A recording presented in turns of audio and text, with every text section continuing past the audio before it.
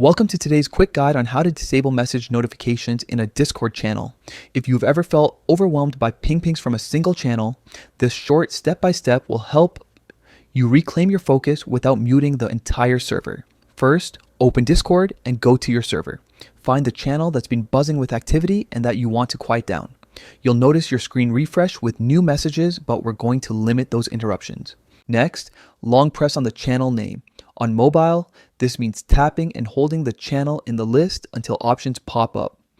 On desktop, you can also right-click the channel name to access a similar menu. The goal is to reach the channel's notification controls without muting the whole server.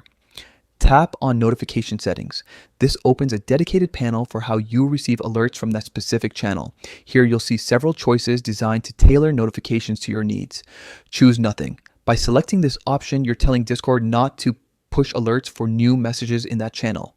You'll still be able to read messages when you open the channel, but your device won't buzz, ding, or show banner notifications for it anymore. If you ever want to revert, you can return to the same menu and switch back to all messages or mentions.